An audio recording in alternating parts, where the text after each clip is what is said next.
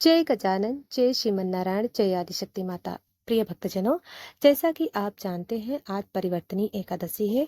तो ऐसे में आइए श्रवण करते हैं परिवर्तनी एकादशी की व्रत कथा। प्रिय भक्तजनों, भाद्रपद मास के शुक्ल पक्ष की एकादशी को परिवर्तनी एकादशी कहा जाता है। इस एकादशी को झूल जल झूलनी एकादशी और पासर एकादशी या पद एकादशी भी कहते हैं। इसका कारण है कि इस दिन शेष शैया पर निद्रा में स्थित भगवान विष्णु अपनी करवट बदलते हैं।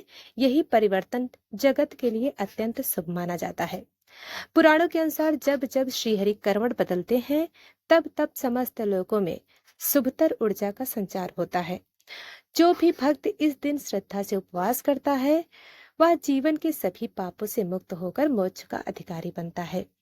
प्रिय भक्तजनों, एक समय की बात है, महाभारत युद्ध के पश्चात शांति काल में पांडव राज युधिष्ठिर श्री कृष्ण से धर्म और व्रतों का महात्म्य सुन रहे थे।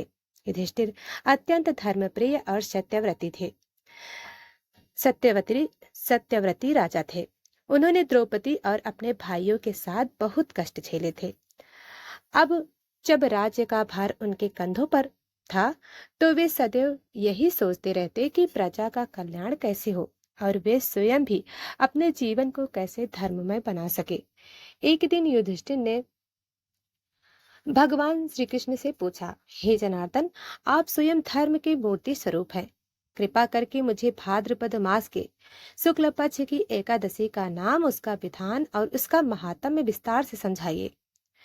जो मनुष्य इस व्रत का पालन करे उसे कौन सा फल प्राप्त होता है? भगवान श्री कृष्ण मुस्कुराए और बोले, हे धर्मराज, तुमने बहुत ही उत्तम प्रश्न किया है। इस व्रत का नाम परिवर्तनी एकादशी है। यह सब पापों का नाश करने वाली और समस्त लोगों को कल्याण देने वाली है। इस दिन जो उपवास करता है वह ब्रह्म हत्या, गौ हत्या और अनेक पापों से भी मुक्त हो जाता है। अब इसकी कथा सुनो। प्रिय भक्तजनों, भगवान ने कहा, सतयुग के आरंभ में एक समय देवताओं और दानवों के बीच भयंकर संग्राम हुआ। देवता अत्यंत दुर्बल हो गए। असुरों ने तीनों लोकों पर अधिकार कर लिया। सभी ऋषि मुनि और देवगण संकट में पड़ गए। तब सबने मिलकर क्षीर सागर में शयन कर रहे मेरे शरण में ली। तब देवताओं ने कहा, हे जगन्नाथ, आप ही हमारे स्वामी हैं। असुरों ने हमारा ऐश्वर्य छीन लिया है, हमें आपका आश्रय चाहिए। तब मैंने देवताओं से कहा, हे देवगण, अभी समय ऐसा है कि असुरों को पराजित करना कठिन है। अतः तुम दैत्यों के साथ मिलकर क्षीर सागर का मंथन करो। उस मंथन से अमृत निकलेगा। अमृत पान से तुम अमर हो जाओगे और पुनः असुरों पर विजय प्राप्त कर सकोगे। तब देव और दानों ने मिलकर मद्राचल पर्वत को मंथन दंड बनाया और वासुकी नाग को रस्सी के रूप में प्रयोग किया। मंथन आरंभ हुआ। पहले विष निकला, जिस महादेव ने अपने कंठ में धारण कर लिया और नीलकंठ कहलाए। उसके बाद अनेक रत्न निकले, एरावत हाथी, उच्चैश्रवास्त्र, लक्ष्मी देवी, कौस्तुभ मणि, परिजात वृक्ष और अंत में अमृत कलश प्रकट हुआ। भगवान ने आगे कहा, जब अमृत निकला तो दैत्यों ने बलपूर्वक उसे हथिया लिया। देवता निराश हो गए। तब मैं मोहिनी रूप धारण कर वहां पहुंचा। मेरी मायामयी छवि देखकर दानव मोहित हो गए और उन्होंने मुझे स्वयं ही अमृत बांटने का कार्य सौंप दिया। तब मैंने देवताओं को अमृत पिला दिया और दानवों को कुछ भी न मिला। जब तक दैत्यों को पता चला तब तक बहुत देर हो चुकी थी। देवता अमर हो चुके थे और उन्होंने दैत्यों को परास्त कर स्वर्गलोक पुनः प्राप्त कर लिया। इस प्रकार देवताओं की पीड़ा हर कर मैंने उन्हें सुखी किया। तब सब देवता और ऋषि मेरे चरणों में नतमस्तक होकर बोले, हे जगन्नाथ, आपने हमें अमरत्व प्रदान किया। अब हम चाहते हैं कि आप क्षीर सागर में विश्राम करें। जब आप योग निद्रा में विश्राम करेंगे तभी सृष्टि का संतुलन बना रहेगा। तब मैंने शेष नाग की शैया पर क्षीर सागर में 4 मास के लिए शयन किया। आषाढ़ शुक्ल एकादशी से मेरा शयन आरंभ हुआ। भाद्रपद शुक्ल पक्ष की एकादशी को मैं करवट बदलता हूँ। इसे ही परिवर्तनी एकादशी कहा जाता है। इस दिन से देव कार्य, विवाह आदि शुभ कार्य पुनः आरंभ हो जाते हैं। इस दिन जो भक्त उपवास कर मेरी पूजा करता है, उसे समस्त पापों से मुक्ति मिलती है, उसका जीवन मंगलमय हो जाता है और अंत में वह मेरे धाम को प्राप्त करता है। प्रिय भक्तजनों, श्री कृष्ण बोले, हे राजन, इस दिन प्रातः काल स्नान करके भगवान विष्णु की मूर्ति का पूजन करना चाहिए। पीले वस्त्र, तुलसी दल, धूप दीप और नैवेद्य से उनका पूजन करें। रात भर जागरण करके हरि नाम संकीर्तन करना चाहिए। ब्राह्मणों को दान देना चाहिए। जो श्रद्धा से इस व्रत को करता है, उसे अनंत पुण्य प्राप्त होता है। प्रिय भक्तजनों, यह व्रत समस्त यज्ञों और दानों से श्रेष्ठ है। जो मनुष्य इस दिन जल से स्नान कर शयन कर रहे मेरे स्वरूप का पूजन करता है, वह अवश्य ही मेरे लोक में जाता है। प्रिय भक्तजनों, परिवर्तनी एकादशी के महात्म्य को स्पष्ट करने के लिए एक पुरानी कथा सुनाई जाती है। प्रिय भक्तजनों, प्राचीन समय में अयोध्या नगरी में राजा हरिश्चंद्र राज्य करते थे। वे सत्यवादी और धर्मपरायण थे, परंतु भाग्यवश उन्हें भीषण संकटों का सामना करना पड़ा।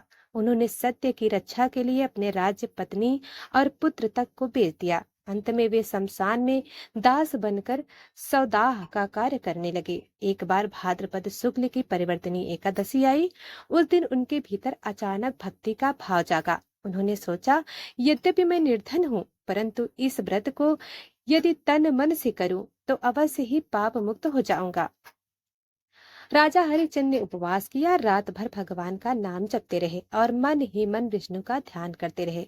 परिणाम स्वरूप यह हुआ कि उनके सारे पाप धुल गए और भगवान विष्णु ने स्वयं प्रकट होकर उन्हें वरदान दिया। भगवान ने कहा, हे सत्यप्रिय, तुमने धर्म की रक्षा की है और यह एकादशी का व्रत भी किया है। आज से तुम्हें सब सुख प्राप्त होंगे। राजा हरिश्चंद्र का सारा संकट दूर हो गया। पत्नी और पुत्र लौट आए और उन्हें पुनः राज्य प्राप्त हुआ। प्रिय भक्तजनों, इस प्रकार परिवर्तनी एकादशी का कथा का प्रारंभ हमें बताता है कि कैसे भगवान विष्णु के शयन और करवण बदलने से जगत की समस्त शक्तियां संतुलन होती हैं। देवासुर संग्राम, समुद्र मंथन और अमृत प्राप्ति की कथा इस एकादशी के मूल से जुड़ी है। प्रिय भक्तजनों, भाद्रपद शुक्ल पक्ष का एकादशी विशेष इसलिए भी माना जाता है क्योंकि इस दिन भगवान विष्णु के 4 महीने के शयन के बाद करवट बदलते हैं।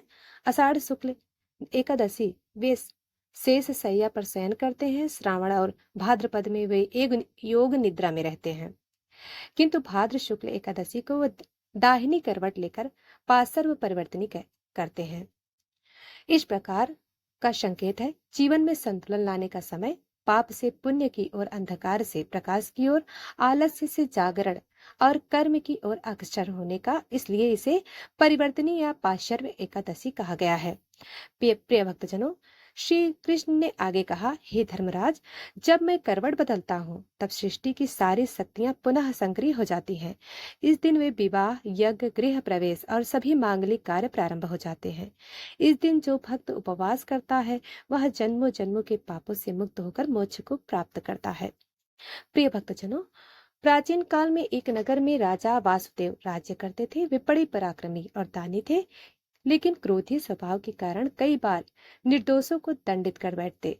एक बार उन्होंने क्रोध में आकर एक ब्राह्मण को राज्य से निकाल दिया। उस ब्राह्मण ने दुखी होकर शाप दिया, राजन, तुम्हारा राज्य और वैभव नष्ट हो जाएगा जब तक तुम श्रीहरि की शरण लेकर प्रायश्चित नहीं करते। शाप के प्रभाव से राजा वासुदेव का राज्य सूखने लगा। जनता भूखी प्यासी रहने लगी। चारों ओर अशांति फैल गई। तब राजा ने ऋषियों से उपाय पूछा। उन्होंने कहा, राजन, तुम भाद्रपद शुक्ल पक्ष की परिवर्तनी एकादशी व्रत करो। यह व्रत तुम्हें पाप मुक्त कर देगा और पुनः सुख समृद्धि लौट आएगी। राजा ने श्रद्धा पूर्वक व्रत किया, प्रातः स्नान किया, पीले वस्त्र धारण किए, विष्णु की पूजा की और पूरे दिन उपवास रखा। रात्रि में भजन कीर्तन किया। उस दिन के प्रभाव से राजा के सभी पाप धुल गए और राज्य पुनः समृद्ध हो गया। प्रिय भक्तजनों, यह कथा हमें बताती है कि क्रोध और अन्याय से यदि पाप हुआ तो परिवर्तनी एकादशी व्रत से उसका प्रायश्चित संभव है। भगवान विष्णु का करवट बदलना केवल एक धार्मिक घटना नहीं बल्कि जीवन दर्शन, आलस्य का त्याग। जैसे भगवान करवट बदलते हैं वैसे ही मनुष्य को भी आलस्य छोड़कर नए उत्साह से जीवन जीना चाहिए। दिशा परिवर्तन। जब तक हम गलत मार्ग पर हैं, जीवन कष्टों से भर जाता है, परंतु जैसे ही हम परिवर्तनी एकादशी का पालन करके धर्म मार्ग की ओर मुड़ते हैं, जीवन मंगलमय हो उठता है। शक्ति का जागरण। यह दिन हमें याद दिलाता है कि दिव्य ऊर्जा हर क्षण बदलती है और हमें भी अपने भीतर परिवर्तन स्वीकार करना चाहिए। प्रिय भक्तजनों, एक गांव में एक निर्धन ब्राह्मण रहता था। वह बड़ा धर्मप्रिय था, परंतु उसके पास धन नहीं था। कई दिन तक वह उसकी पत्नी भूखे रहते। एक दिन उसकी पत्नी ने कहा, स्वामी, निर्धनता से जीवन दुश्वार हो गया, क्यों न आप किसी धनी व्यक्ति की सेवा कर लें। ब्राह्मण ने कहा, नहीं, मैं केवल श्रीहरि की शरण में जाऊंगा। सुना है कि भाद्रपद शुक्ल एकादशी का व्रत करने से भगवान विष्णु स्वयं प्रसन्न होकर लक्ष्मी जी को भेजते हैं। ब्राह्मण ने उसी दिन परिवर्तनी एकादशी का व्रत किया। रात्रि में संकीर्तन करते करते उन्हें नींद आ गई। सपनों में भगवान विष्णु प्रकट हुए और बोले, बस तेरी भक्ति से मैं प्रसन्न हूँ, जाग, तेरा दरिद्रता दुख समाप्त हुआ। सुबह जब ब्राह्मण उठा तो उसके आंगन में स्वर्ण मुद्राएं भरी और एक हंडी रखी थी। यह देखकर गांव के लोग चकित रह गए। ब्राह्मण ने उस धन का उपयोग धर्म और दान में किया। युधिष्ठिर की जिज्ञासा और बढ़ती गई। युधिष्ठिर ने पूछा, हे माधव, क्या इस व्रत को केवल पुरुष ही करें या स्त्रियां इस गृहस्थ भी इसे कर सकते हैं? श्री कृष्ण ने कहा, हे धर्मराज, यह व्रत सबके लिए है। ब्राह्मण, क्षत्रिय, वैश्य, शूद्र, गृहस्थ, ब्रह्मचारी, वानप्रस्थ और सन्यासी स्त्रियां भी इसे कर सकती हैं। जो स्त्री यह व्रत करती है उसे सौभाग्य और अखंड सुहाग प्राप्त होता है। गृहस्थ इसका पालन करके घर गृहस्थी में सुख पाते हैं। ब्रह्मचारी को तपबल मिलता है और सन्यासी को मोक्ष मार्ग सरल होता है। प्रिय भक्तजनों, परिवर्तनी एकादशी का व्रत करने का विधान इस प्रकार है। प्रातः स्नान कर, ब्रह्म मुहूर्त में स्नान कर स्वच्छ पीले वस्त्र धारण करें। संकल्प लें, भगवान विष्णु के सम्मुख संकल्प लें, आज मैं श्रीहरि की पूजा करूंगी। भगवान विष्णु की मूर्ति या चित्र को शुद्ध आसन पर स्थापित करें। तुलसी दल, पीले फूल, धूप, दीप और नैवेद्य अर्पित करें। उपवास दिन भर जल या फलाहार लेकर उपवास करें। रात्रि में कीर्तन और हरिनाम संकीर्तन करें। अगले दिन द्वादशी को ब्राह्मण भोजन और दान देकर व्रत पूर्ण करें। प्रिय भक्तजनों, इस व्रत से अखंड पुण्य प्राप्त होता है। ब्रह्म हत्या, सुरापान, चोरी, परनारी गमन जैसे महापाप भी नष्ट हो जाते हैं। राजा हरिश्चंद्र और राजा वासुदेव जैसे भक्तों को संकट से मुक्ति मिली। निर्धन को धन, संतानहीन को संतान और रोगी को आरोग्य मिलता है। प्रिय भक्तजनों, युधिष्ठिर की जिज्ञासा और बढ़ती गई। युधिष्ठिर ने भगवान श्री कृष्ण से कहा, हे माधव, आपने इस व्रत का महत्व सुनाया, अनेक कथाएं भी सुनाई, परंतु मैं जानना चाहता हूँ कि इस व्रत का अंतिम और परम फल क्या है? जब मनुष्य इसे श्रद्धा से करता है तो अंत में वे क्या प्राप्त होता है? श्री कृष्ण ने कहा, हे धर्मराज, सुनो, इस व्रत का फल अनंत है। जो मनुष्य श्रद्धा और भक्ति से परिवर्तनी एकादशी का उपवास करता है वह न केवल पापों से मुक्त होता है बल्कि अंत समय में मेरे धाम को प्राप्त करता है। इस व्रत के फल हजारों हैं। अश्वमेघ यज्ञ और सैकड़ों राजसूय यज्ञ से भी बढ़कर जो मनुष्य मेरे शयन काल में उपवास और पूजा करता है उसके पुण्य से 7 पीढ़ियां मुक्त हो जाती हैं। जो व्यक्ति निर्धन है उसे धन मिलता है, संतानहीन को संतान प्राप्ति होती है, रोगी स्वस्थ होता है, विद्या की चाह रखने वाला विद्वान बनता है और जो मोक्ष चाहता है वह अवश्य ही मुक्त होता है। प्रिय भक्तजनों, एक नगर में रानी पद्मावती नामक एक धर्मपरायण स्त्री रहती थी। उसका पति युद्ध में वीरगति को प्राप्त हो गया। रानी ने संन्यास ले लिया और अपने जीवन को भगवान विष्णु की भक्ति में लगा दिया। एक बार किसी संत ने उसे परिवर्तनी एकादशी का महत्व बताया। रानी ने संकल्प लिया और श्रद्धा से यह व्रत किया। रात्रि में जब वह जागरण कर रही थी, तभी उसे स्वप्न में दर्शन हुए। भगवान विष्णु शेष शैया पर लेटे हुए करवण बदल रहे हैं। उनके मुखमंडल पर अद्भुत प्रकाश था। रानी ने नम्र होकर प्रार्थना की, हे प्रभु, मेरे जीवन में अब कोई इच्छा शेष नहीं, केवल आपको चाहती हूँ। भगवान ने प्रसन्न होकर कहा, हे पद्मावती, तूने परिवर्तनी एकादशी का व्रत किया है, इससे तुझे मेरे धाम की प्राप्ति होगी। और उसी समय रानी को मोक्ष मिला। प्रिय भक्तजनों, भगवान श्री कृष्ण ने युधिष्ठिर को विशेष रूप से चिताया, हे धर्मराज, कलयुग में यह व्रत और भी आवश्यक है, क्योंकि कलयुग में मनुष्य पाप कर्मों में लिप्त हो जाता है। झूठ, छल, हिंसा, लालच और अन्याय प्रवृत्ति अधिक हो जाती है। ऐसे समय में परिवर्तनी एकादशी भी वह साधन है जो मनुष्य को पापों से बचाकर धर्म मार्ग पर चला सकती है। जो व्यक्ति इस व्रत को करता है वह कलयुग के दोषों से बचकर स्वर्ग और मोक्ष को प्राप्त करता है। प्रिय भक्तजनों, परिवर्तनी एकादशी का प्रतीक भगवान विष्णु का करवट बदलना हमें यह संदेश देता है कि जीवन में परिवर्तन अनिवार्य है। ठहराव मृत्यु है और परिवर्तन जीवन है। धैर्य और विश्वास।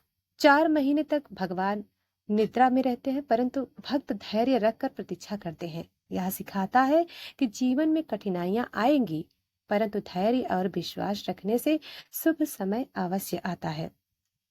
नंबर 3, पाप से मुक्ति। चाहे कितना भी बड़ा पाप क्यों न हो, यदि मनुष्य भक्ति और उपवास करता है तो वह मुक्त हो जाता है। पूरे उपवास का फल, जो भक्त निर्जल रहकर उपवास करता है वह विष्णु लोक को प्राप्त करता है। फलाहार का फल, जो केवल फलाहार खाकर व्रत करता है उसे स्वर्गलोक की प्राप्ति होती है। संकल्प मात्र का फल, जो व्यक्ति पूरे व्रत का सामर्थ्य न रखे, केवल संकल्प लेकर भगवान का स्मरण करता है, उसे भी जन्म जन्मांतर के पापों से मुक्ति मिलती है।